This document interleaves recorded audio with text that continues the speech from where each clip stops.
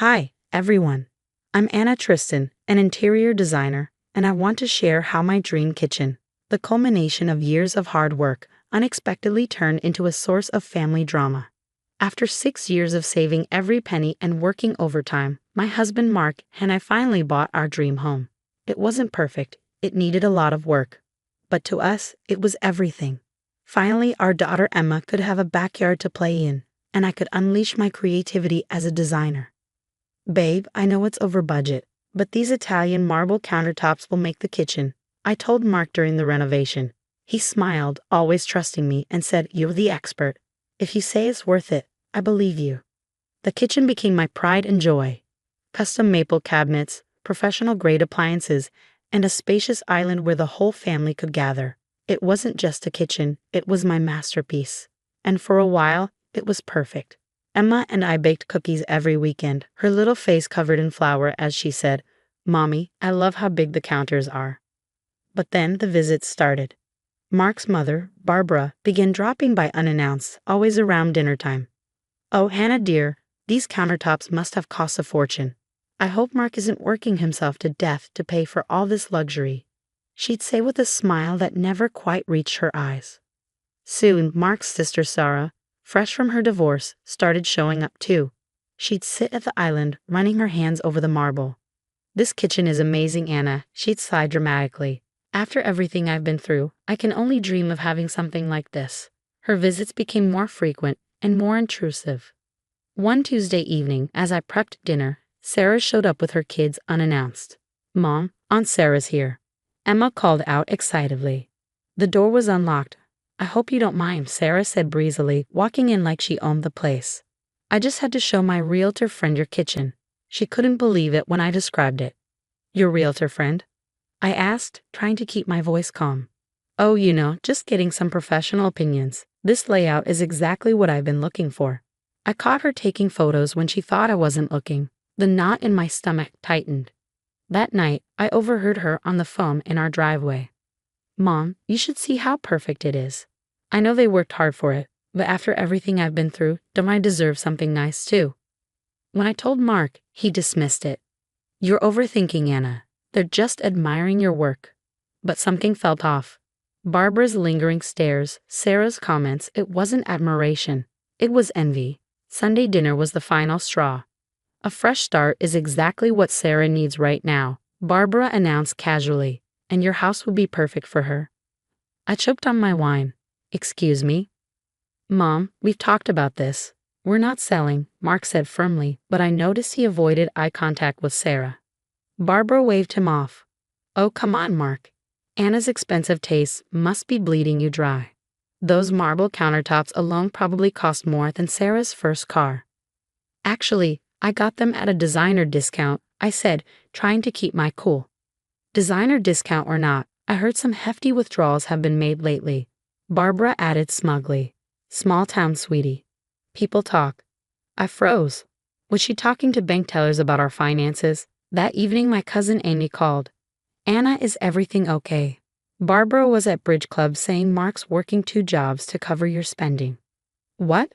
I nearly dropped the phone. "That's not true. Where is she getting this?" The next day, Sarah showed up unannounced again. "Madison, Tyler," she called to her kids. "Go help yourselves to anything in the kitchen. Anna always keeps it stocked."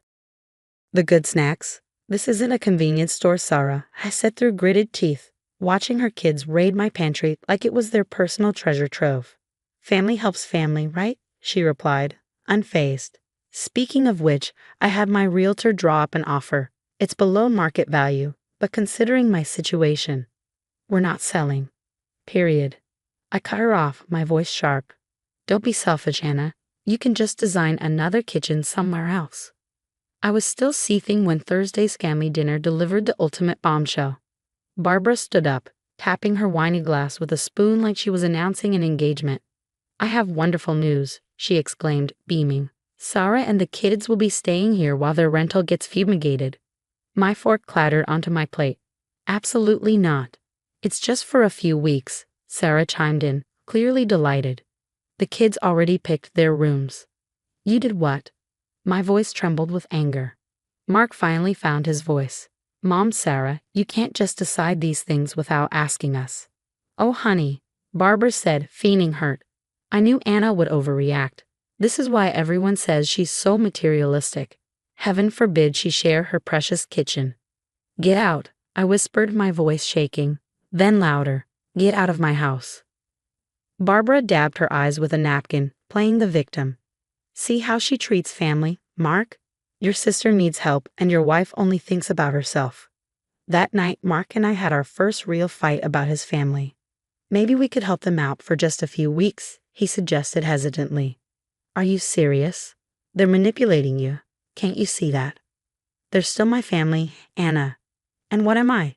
The evil wife who won't share. They're spreading rumors about us. At the bank, at the bridge club, they're trying to force us out of our own home. You're being paranoid. No, I'm being smart. This isn't about helping Sarah. This is about taking what's ours. I stormed upstairs, slamming the bedroom door behind me. My mind raced. I needed proof, something concrete to show Mark what his mother and sister were really up to. The next morning, as I rifled through my jewelry box, my heart sank. What do you mean my tennis bracelet is missing? I muttered to myself. Worse, our house documents had vanished too. After a sleepless night, I called Linda, a private investigator a colleague had recommended. The retainer fee is steep, Linda warned during our coffee meeting. I don't care, I said. Something's not right, and I need to know what it is. 2 weeks later, Linda called. You better sit down for this, she said. Remember Sarah's sob story about her ex-husband David being a controlling jerk? Yeah, I said cautiously. Well, turns out it's the other way around. She was embezzling thousands from their business accounts. David agreed to a quiet divorce in exchange for dropping the charges. I felt sick. There's more, Linda continued. Your mother-in-law and sister-in-law have a history. Remember Aunt Patricia's house? The one Sarah lived in briefly before it was sold. Mark said Patricia wanted to help Sarah get back on her feet. Patricia didn't do anything. Barbara, acting as her power of attorney, forced the sale while Patricia was in the hospital. The money disappeared into Barbara's accounts. I gripped the edge of the table, trying to steady myself. They've done this before. 3 other family members, Linda confirmed. Same pattern. Sarah plays the victim, Barbara manipulates the situation, and properties get sold under market value. That evening, I discovered the missing documents in Sarah's forgotten purse. Just helping organize, she claimed, but her face paled when a small jewelry bag fell out. Organizing what exactly? My jewelry? I asked, holding up the bag. Don't be ridiculous. That's mine. Funny, I said, opening the bag. It has my initials engraved on it. Care to explain? She fled, but not before I snapped photos of everything. Later, I confronted Barbara alone. I know about Aunt Patricia's house, I said coldly. I have no idea what you're talking about, she replied, but the flicker of panic in her eyes gave her away. The power of attorney. The missing money. Ring any bells? You're delusional, she snapped. No one will believe you over family. David might, I said. I hear he's still interested in those missing company funds. For the first time, real fear flashed across her face. That night, I laid everything out for Mark. The documents, the photos, Linda's report. I don't want to believe this, he whispered, staring at the evidence. They were planning this before Sarah's divorce. They targeted us, our home, just like they did to Patricia and the others. But we need to be smart about this, Mark said, his voice steady. I trust you, Jess, and I'm so sorry I didn't believe you sooner. As we stayed up late strategizing, something became clear. This wasn't just about protecting our home anymore. It was about justice, not just for us, but for Patricia and everyone else they'd hurt.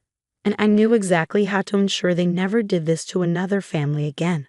3 weeks later, we sat at the kitchen island, the one they tried so hard to steal, watching the aftermath unfold. Social media notifications, pinged, and family gossip filled our phones. Did you see Barbara's Facebook post? I asked Mark, showing him my screen. She's taking a sabbatical to focus on herself. Basically, she's running away to Florida. Mark smirked. After what James found about Patricia's will? Not surprising. The family group chat is on fire. My phone buzzed again, a text from Linda. Sarah just got served. Embezzlement charges and custody papers. David's lawyer says it's airtight. Mom, Is Aunt Sarah going to jail? Emma asked, wandering in with her breakfast bowl. No, sweetie, I said, kneeling beside her. But she might have to make up for some of the mistakes she's made. The doorbell rang. Standing there was Barbara, looking desperate. Please, he begged. You have to help Sarah. She can't lose the kids. We're family. Mark stepped forward, his voice calm but firm. Family? Family doesn't steal. Family doesn't manipulate. Family doesn't try to force people out of their homes. I was only trying to... To what, Mom? Mark interrupted. Steal another house? Like you did to Aunt Patricia. That was different, Barbara snapped, her tone defensive. Get out, Mark said quietly, and don't contact us again. Later that evening, Amy called with updates. Sarah's kids are staying with David now, she said. She's facing serious charges, and no one in the family is willing to help her. Oh, and Barbara's been kicked out of her bridge club. Apparently, stealing from your elderly aunt doesn't sit well with polite society. Months passed. My design business thrived. Turns out, showcasing my dream kitchen attracted high-end clients. Mark got promoted, and Emma's grades improved now that the house was free of toxic drama. One evening, while I was prepping dinner, Mark wrapped his arms around me from behind. Thank you, he said softly, for fighting for us, for seeing what I couldn't. We fought together, I replied, leaning into him. That's what real family does. Cookie time, Emma called, skipping into the kitchen with a smile. As I watched my husband and daughter laugh together, surrounded by the kitchen I poured my heart into, I realized we gained something far more valuable than just keeping our home. We'd found our strength, our truth, our peace. No toxic family members required. What about you? Would you have exposed Sarah and Barbara's schemes right away or waited to gather more evidence like I did? Sometimes staying quiet reveals people's true colors, but it can also mean enduring more pain. Drop your thoughts below.